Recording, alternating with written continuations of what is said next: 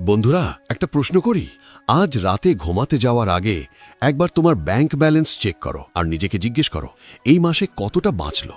বেশিরভাগ মানুষের উত্তর হয়, জানি না, কোথায় চলে গেল। আর এই একটা উত্তরই তোমার সারা জীবনের সবচেয়ে বড় ফাইন্যান্সিয়াল সমস্যা। এবার শোনো একটা চমকে দেওয়া সত্যি কথা। জাপানে একজন সাধারণ মানুষ যে ছোট্ট একটা বাড়িতে থাকে, লোকাল ট্রেনে যাতায়াত করে, বাইরে কম খায়, সে তার স্যালারির 37% প্রতি মাসে বাঁচিয়ে ফেলে। আর আমরা ভারতীয়রা মাত্র 4 থেকে 8%। এই পার্থক্য ইনকামের নয়, এই পার্থক্য চিন্তার। আজ এই ভিডিওতে আমি তোমাকে সেই 3টে জাপানি সিক্রেট বলবো, যেগুলো শত শত বছর পুরনো কিন্তু আজও ততটাই পাওয়ারফুল। এগুলো ফলো করতে কোনো অ্যাপ লাগবে না, শুধু একটা খাতা, একটা কলম আর নিজের সাথে একটু সততা।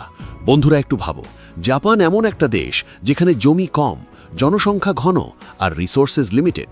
সেখানকার মানুষ ছোট ছোট অ্যাপার্টমেন্টে থাকে, সহজ সাদা খাবার খায়, বাড়িতে বেহুদা জিনিস রাখে না। তবুও তাদের ব্যাংক অ্যাকাউন্ট ভরা থাকে, তাদের সন্তানদের পড়াশোনা সিকিওর, তাদের বৃদ্ধ বয়স টেনশন ফ্রি। এটা কেন? কারণ জাপানিদের টাকার সাথে সম্পর্কটা আমাদের থেকে একদম আলাদা। আমরা টাকা ট্র্যাক করি, ওরা টাকা ফিল করে। আমরা মাসের শেষে ভাবি কি বাঁচলো, ওরা মাসের শুরুতে ঠিক করে কি বাঁচাতে হবে। আমরা টাকা খরচ করে খুশি হই, ওরা টাকা বাঁচিয়ে শান্তি পায়। আর এই পার্থক্য এসেছে তাদের শতাব্দী পুরনো ফিলসফি থেকে, তাদের সেই ভ্যালিউজ থেকে যা তারা পরের প্রজন্মকে দিয়ে গেছে, কোনো ফাইন্যান্স কোর্স ছাড়াই, কোনো ইনভেস্টমেন্ট অ্যাপ ছাড়াই। প্রথম উপায়, মোটটা নাই, অপচয়কে অনুভব করো। এখনই তোমার আলমারি খোলো, দেখো কতগুলো জামা আছে যেগুলো একবার পরে আর কখনো পরনি, কতগুলোর ট্যাগ এখনো খোলা হয়নি। ফোন তুলে নাও, সাবস্ক্রিপশনস চেক করো, কতগুলো অ্যাপের টাকা প্রতি মাসে কাটছে যেগুলো মাসের পর মাস খোলোইনি। ফ্রিজ খোলো, কতটা খাবার রাখা নষ্ট হয়ে যাবে।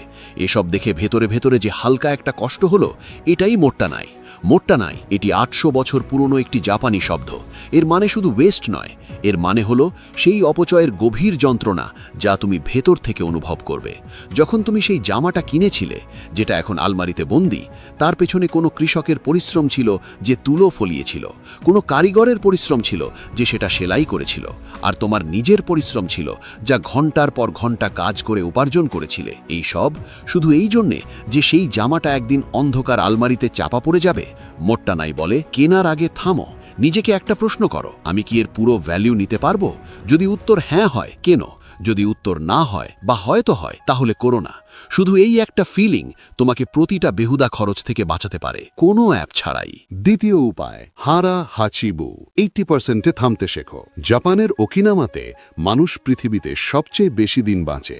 100 বছরের বেশি বয়সের মানুষের সংখ্যা সেখানে বাকি পৃথিবীর চেয়ে অনেক বেশি।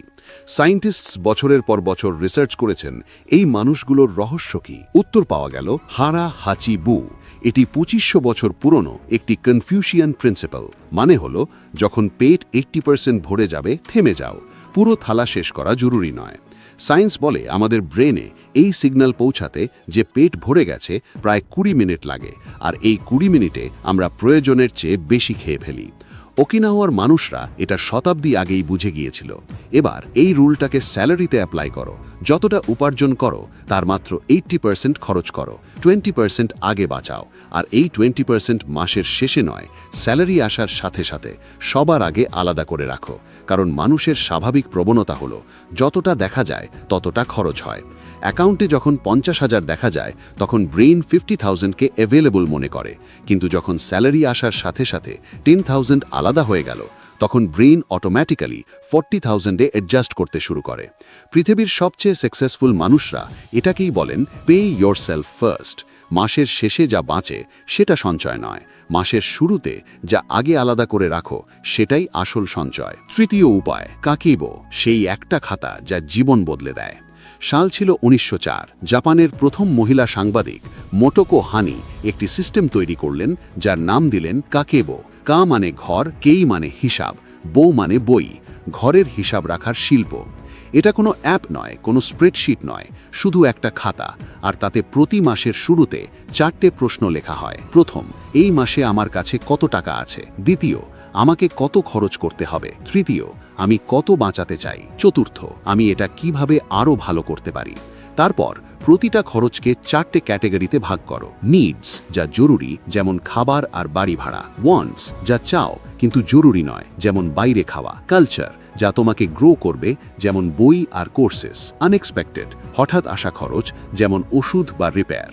আর মাসের শেষে বসো চুপচাপ একা, দেখো যা প্ল্যান করেছিলে তা হলো, কোথায় ভুল হলো, আগামী মাসে কি বদলাবো। সায়েন্স বলে হাতে লেখার সময় ব্রেইন সেটাকে টাইপিংয়ের চেয়ে অনেক বেশি সিরিয়াসলি নেয়। যখন তুমি নিজে হাতে তোমার খরচ লেখো, সেটা শুধু নাম্বারস থাকে না, সেটা ফিল হয়, আর যা ফিল হয় তা চেঞ্জ হয়। মোটোকো হানি 1904 সালে এটা জেনেছিলেন, আর আজ 2024 সালে যখন আমাদের কাছে হাজারো ফিন্যান্স অ্যাপ আছে, কাকেবোর একটি সাধারণ খাতা এখনও সেগুলোর চেয়ে অনেক বেশি পাওয়ারফুল। কারণ অ্যাপ তোমার ডেটা ট্র্যাক করে, কাকেবো তোমার আত্মাকে ট্র্যাক করে। আর একটা শেষ কথা, তারু ও শিরু, জানো যে তোমার জন্য ইনাফ কি? জাপানের কিয়োটো শহরে রিওয়ানজি নামে একটি পুরনো মন্দির আছে। সেখানে একটি পুরনো পাথরে লেখা আছে তারু ও শিরু, মানে জানো যে তোমার জন্য ইনাফ কি। আমরা সব সময় আরও চাই। নতুন ফোন এলো তো পুরনোটা বেকার লাগলো, বন্ধু নতুন গাড়ি কিনলো তো নিজেরটায় লজ্জা লাগলো, প্রতিবেশী বাড়ি রেনোভেট করলো তো নিজের বাড়ি ছোট লাগলো। এই ফিলিং স্বাভাবিকভাবে আসে না, এটা সাবধানে ইনস্টল করা হয়।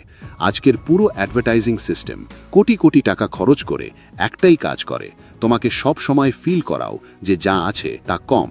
কারণ যেদিন তুমি মনে করবে এনাফ আছে, সেদিন তুমি কিছু কিনবে না, আর এটা কোনো ব্র্যান্ড মানতে রাজি নয়।